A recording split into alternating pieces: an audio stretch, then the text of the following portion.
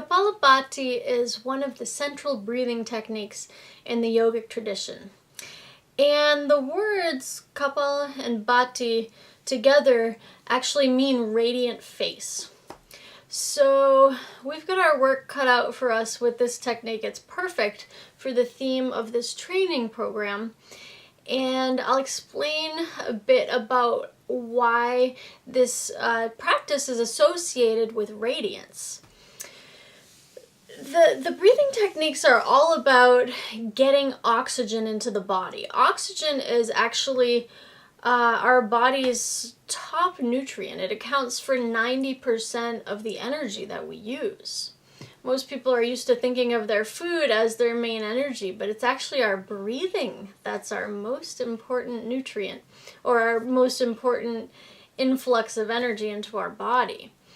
So this oxygen has many key functions. Oxygen in the spiritual traditions has long been known to be a carrier of spirit energy. It helps us actually become inspirited and enlivened. On the physical levels, it facilitates cleansing and detoxification, and it gives our cells the energy that they need to operate. So that spans a whole spectrum of different levels of function. Now, additionally, on the physical level, the physiological level, the breathing practices are helping your digestion be strengthened. They are helping cleanse and refresh your respiratory system. They are helping your skin become nice and clear, because this cleansing facilitates the unburdening of the liver. When the liver is burdened, it tends to cause all kinds of skin problems and skin eruptions. So a clear liver means much clearer skin and glowing skin. So as we're taking in this oxygen and it's really cleansing up our system and burning away impurities, it's allowing room for our natural light to shine through. The glowingness of our skin, the glowingness of our spirit energy, the glowingness of our heart, all of it can come through so much stronger when we're practicing things like this on a regular basis. So there's a few things to know about that can cause complications. If you're having any kind of heart problems or strokes or high blood pressure or hernias, you want to either not do this or consult with a physician and go at it very gently and carefully.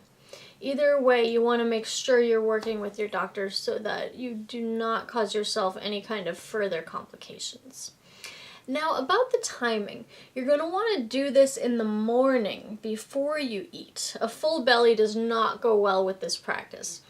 And otherwise, if you're not doing it before you eat, you want to wait till at least 3 hours after you eat. So now the technique, how does it work? What you're going to be doing is rhythmic pulsating of breathing that is centered down in your lower abdominal area. And you're going to be contracting your abs to the point where it actually contracts your lungs and forces an exhalation. Then you simply release that contraction that you had been making happen, and naturally your lungs will expand and draw air into them. But you don't need to nor should you try to put any effort into that part. You're only putting your effort into the exhalation and allowing the inhalation every time to happen naturally. So you're doing this rhythmic pulsing of exhalations. And the ideal is to work up to about 5 to 10 minutes of this every day. But as a beginner, you certainly want to start with something a little bit shorter than that, something perhaps like a minute each day. And then, as with most new practices, you'll work your way up gradually with time. So the way that this practice looks is, and I'm going to put my hand here for emphasis to show what's happening here, is you're going to be pushing like that, and the breath goes like this.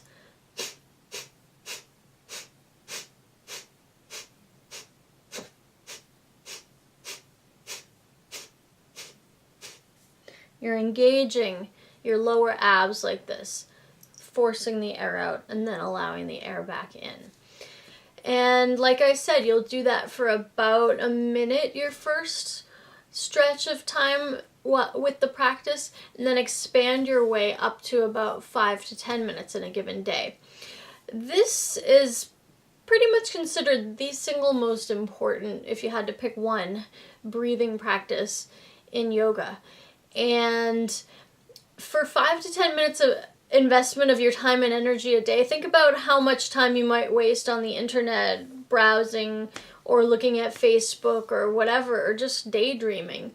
If you could take that 5 to 10 minutes and put it into something constructive like this, the benefits are quite tremendous and far-reaching. If you want to burn up the junky residues in your system on all levels and get whatever's in the way out of the way of your shining and coming through to your highest potential, and all the successful and rewarding results that creates, give this a try. Practice it safely, of course. If you start to feel dizzy, either discontinue the practice or go a lot slower and get professional help along the way to make sure you're doing everything carefully. Okay, so that's it for Kapalbhati. Please enjoy.